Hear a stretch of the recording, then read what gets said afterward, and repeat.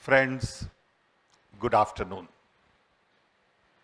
It is indeed a special privilege for me to be with you all. I didn't realize what I was getting into. I came here. Carl told me that we have a meeting this afternoon, and he gave me a little background on what we are going to do yesterday. So I come in here, park, and I said, "Are you sure we are at the right place?" But I am so happy to see you all. I am amazed at what you young people are doing in India today. I am so proud of you. I met someone who is working on tribal people. Met another one working on Qanun. Meet a lot of you who are really very interested in building new India. When I see some of you, I feel so excited about the future of India. My journey has been a long one. I was born in 1942. I'm 75 years old. And those were the early days of India's independence. Growing up, to us, Mahatma Gandhi, Nehru, Patel, Maulana Azad, Subhash Chandra Bose were the real idols in our mind. We grew up with Gandhian thought, inclusion, truth, trust, self-reliance, simplicity, sacrifice, courage. All of these words meant so much to us as little kids. My father had 4th grade education, but in our house we had 5 big photographs, that big, of these 5 leaders. And their idea of India was the key in our mind while we were going through schools and colleges. I went to US in 1964, and as I learned a little bit there in 60s, I realized that there are 3 fundamental issues in India: disparity, demography, and development. And I also realized that to really overcome these, first we need connectivity. In 1979, I came to Delhi and couldn't make a phone call to my wife in Chicago. This was from 5-star hotel. So a little bit of arrogance and a lot of ignorance said, "I'm going to fix this damn thing." And I spent next 10 years of my life trying to fix India's phones. Rajiv Gandhi gave me the political will, and I felt without connectivity, there is no start. Then we had 2 million telephones. It used to take 15 years to get a telephone connection. You may not know, but your grandfather would know. Your father also may not know. And today, we have 1.2 billion phones. We are a connected country of billion.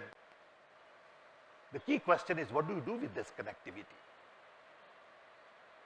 Second challenge was knowledge. And to bring knowledge in open domain, you need to use this connectivity and democratize information. So we started with Knowledge Commission, right to information, right to knowledge. All of these things didn't mean much to people we were working with. They had no idea of what is that we were talking about. I remember when I started my work in telephones, there were so many critical front page stories in India saying, why are these foreign return guys trying to fix India's phones when you need to worry about food, agriculture? And my answer to them was, I don't know how to fix agriculture, find somebody else. I know how to do my job. I can try to fix phones. I don't guarantee I'll be able to do it. But every little thing in India matters. You do what you know how to do best.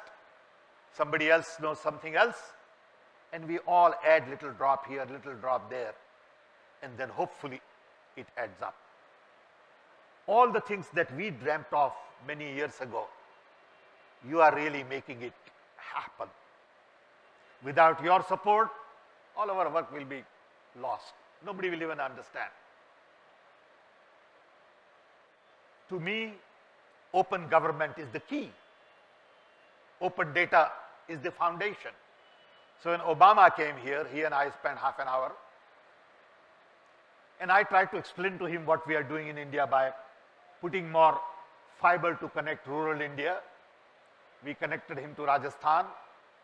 And when I explained to him the kind of platforms we are trying to build, connectivity platform, GIS, UID, data centers, cyber security, applications, he was amazed. He said, Sam, how do you all think about things like this? And my answer to him was, if we don't think like this, we cannot build new India. It is very difficult to build new India with old tools. The only hope we have is to use new tools and our younger talent. I am firm believer in young talent in India.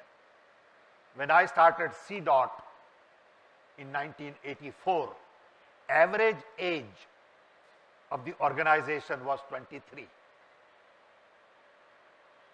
They were the brightest kids, hardworking, sincere, honest, committed, courageous, dedicated, nationalist, and they made things happen. People used to say, why are you hiring only young? I said, because they are fresh, they are full of energy, enthusiasm, and they are not corrupt mentally. We have lots of problems in India, but we have lots of challenges. So when people tell me about problems in India, I tell them, you don't need talent to identify problems in India. Nor do you need talent to identify solutions in India. You really need courageous people who are willing to give something, to go back and do something for the people of India. We have a long way to go. There is work cut out for next 50 years. For last 40 years, I have been saying, best brains in the world are busy solving problems of the rich, who really don't have problems to solve. And as a result, problems of the poor don't get the right kind of talent. India is the only country where you will find talent comparable to anywhere else in the world that would have some feelings to solve the problems of the poor. India is the only country where you will find solutions to lift 400 million below poverty line, and then that solution can be applied to other parts of the world. We are a land of contrast. Anything I can say about India, you can say exactly opposite, and you are 100% right. And that is the beauty of India. Diversity is a fertile ground for innovations. And we are the most diverse country in the world. You go to Northeast, they don't look like so-called Indian. I remember once I was in Mexico and I was looking for Indian ambassador. I was a keynote speaker with 500 people, and somebody said, Indian ambassador is coming. So I went to receive him and I couldn't find him. Finally, I said, where is he? The guy said, oh, he was waiting for you. He's sitting in the front row. I go and he looks like Chinese because he's from Northeast. And even with my background, I sort of assume that if he's an Indian ambassador, he should look like me. That is the beauty of India. India has so much to celebrate. But I worry at times when I look at the India of today. When people try to curb information, when people spread lies on social media, attack freedom, it bothers me. And that's where you all come in. You have to really preserve this turf, at least in the cyberspace, for development for everybody. No untouchability, no differences. Doesn't matter program is Harijan or Brahmin or Hindu or Muslim, we don't care. We are inclusive in every way possible. Information is for everybody. Today, the kind of discussion that goes on in India is so very petty. We really need to raise the level of conversation in India. I'm doing a book right now. I did a book on my life a few years ago, and I did that for my granddaughter, because my granddaughter, who is now 6, lives in San Francisco, someday going to grow up and ask, who was this old man who came to America 100 years ago, 75 years ago? And whatever her father, who is born and raised in US, tells her is going to be very different, because her father has no idea of the kind of poverty I came from.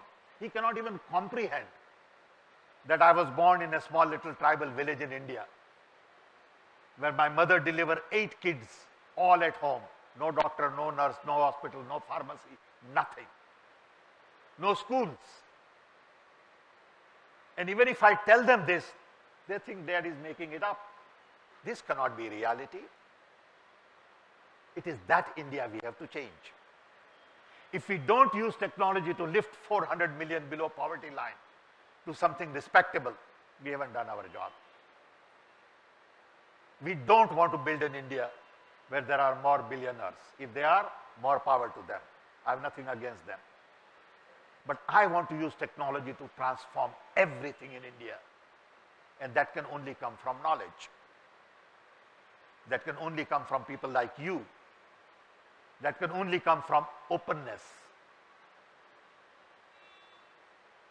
To me, information brings about openness, access, accountability, network, democratization, decentralization.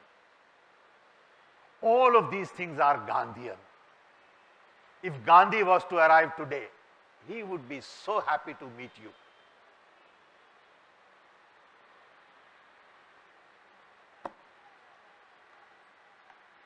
I am giving a talk day after tomorrow at Gandhi Ashram.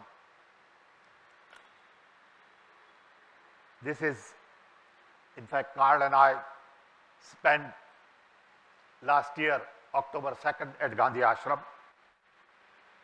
And we tried to really focus on spreading Gandhi's ideas in the information age and tell people the connectivity. How Gandhi is more relevant today than ever before in the history of mankind. So I lost track earlier while I was telling you about the second book. I'm writing a book on redesigning the world. The world that we have designed today is completely obsolete. The last design was by US after World War II. UN, World Bank, NATO, IMF, GDP, GNP, per capita income, balance of payment, democracy, human rights, capitalism, consumption, and wars. All of these things don't make sense anymore. GDP don't mean a damn thing, but we still follow it. All of the measurements today can benefit from big data, cloud computing, analytics. Then it was not possible. So you said gross GDP, and everybody agreed. Today you can go and zero in on so many little details because you have huge data to analyze.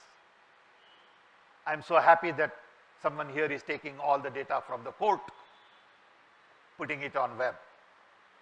I fought for 7 years with all our chief justices. Every new chief justice appointed, I will call him next day. go to his house, we'll have tea with him and try to convince him that why does it take 15 years to get justice? Why can't we computerize all your courts and get justice in 3 years? And he would say, yes, Sam, we agree with you, Mr. Pitroda. We are all with you. Terrific idea. Let's do it. And then nothing will happen. And in 8 months, there will be new Chief Justice. So I go to him again. And he would say, you are so very right. We are going to do it this time. With all good intentions. They mean well, but they can't do it. Why does it take 15 years to settle a court case in India? With all the expertise you have, it can be done in a year, maybe 2, maybe 3. So you need to use IT everywhere to transform. You got to transform the very fabric of this society. From homes, to work, to police, to court, to government, to education, to health services, agriculture, and your tools are basically information, information, information. Through information, knowledge, wisdom, action, and courageous young people to go do something. In India, you can write off anybody who is above probably 45, including me. They are just not equipped to handle this world. Everyone in India talks about the past. Nobody talks about future. It's all about Ram, history. Immediately somebody will talk about Hanuman, somebody will talk about another god, or will say this was our heritage. Nobody talks about future. Our heritage is important. We are proud of our heritage, our art, our culture, our music, and we are trying to computerize a lot of that. You know, about 15 years ago, we took 1 million manuscripts and digitized it. 15 years ago. 40 years ago, 37 years ago, we started at Indira Gandhi Institute with Kapila Vatsava, storing all our art on microfilm. All of this stuff is now coming to a point where it makes sense. Earlier, we didn't have the right tools. Now, storage is cheap. Just to give an idea, I bought 16-bit RAM for $16. I hope that makes sense to some of you. I bought 4-input NAND gate for $37 each. When first microprocessor was designed at Intel, I was there.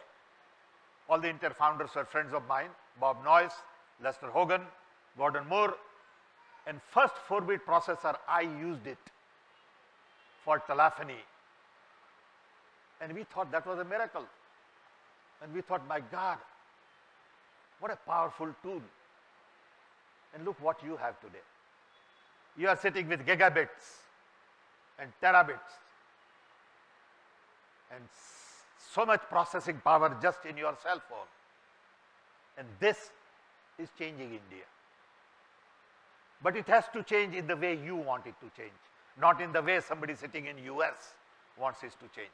We need local content, local applications, local solutions, Indian version of development and not Western version of development. It's too bad that everybody wants to be like US. That model is not scalable, sustainable, desirable, workable. We need to create Indian model of development, and that's where Gandhi lives. So while I was talking to some young people here, I said, can you get me data set for every district?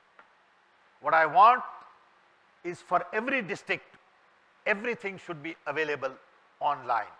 Court cases, police, teachers, schools, hospitals, doctors. I don't care about Indian database. Of course, it's important. I'm not saying it's not important. But I want work at district level. At district level, if I have need for 500 teachers, I don't need to go to Delhi to ask, where do I go hire? I need to hire them right there. We need to decentralize everything. Today, power in India is in 2 places, Prime Minister and Chief Minister. I had a meeting this morning with the mayor of Bangalore. And I said, look, first thing we should do is give more power to mayor. Mayor has no power in India. Nobody knows who is mayor. They are mayor only for a year. And funny, in a year you don't even know where to go to bathroom. You know, you need 3-4 years to figure out what you are supposed to do.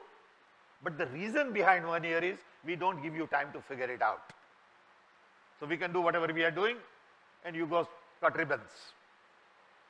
So I told him, let's push to get mayor 5-year term. Same thing in district. District head is who? Collector. There is no elected member at a district level. Why can't we have district level developmental model through all the stuff you are doing to really decentralize? I don't want to take too much of your time, but I have lots and lots of ideas that I want to share with you. I want to remain connected with you. I am indeed very proud of what you are doing. I want to be of help. I am obsolete. I know that. I recognize that. I respect that. But I still want to work and be busy. So I start every day at 8 o'clock in the morning and I work till 11, 12 every day, Saturday, Sunday, because that's the only thing I know how to do. I have no holidays. I've never taken vacation in 50 years because there is just too much work out there in India. It's better to be busy than go on a beach and have a drink. That don't excite me. And it's good to see so many of you on Sunday afternoon.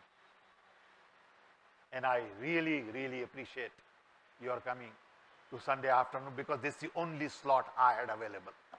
So I told Carl, who is a friend of mine, and Carl is an interesting character. I don't know whether you know Carl, but you should Google Carl. You know, Carl is a very close friend of mine. He and I do all kinds of crazy things. We just launched in San Francisco, along with Booster, this at Internet Archives, where he took 450,000 books from India and put it online. Government of India panicked and said, wait a minute, how can you do that? It's so copyright. We said, don't worry, if they sue us, we'll decide. We'll worry about it. Because government of India is not going to tell us what to read and what not to read. And you need people like that globally to confront the system. Carl and I decided once to take all the Bureau of Indian Standards and put it online. I don't know whether you know Bureau of Indian Standards cost 14,000 rupees in India and 1.4 lakh for foreigner. These are safety standards, fire standards. These are laws, and as a citizen, you have no access to it, but you are supposed to follow it. The funny thing. And when you put it online, government says, oh, wait a minute, you can't do it. The answer is tough luck. We're going to do it. And that's the attitude I want you guys to have. I want you guys to have fighter attitude. Don't get sucked into it. Don't let anybody tell you you can't do it. Fight it like Gandhi fought. The difference is you are fighting your own cousin. And that fight is tougher. So I wish you all the best. Thank you for giving me this little slot. I look forward to hearing Carl, and then we'll have a broader conversation. I know I was given 15 minutes, maybe I took 5 more, but where would I get audience like this? Love you.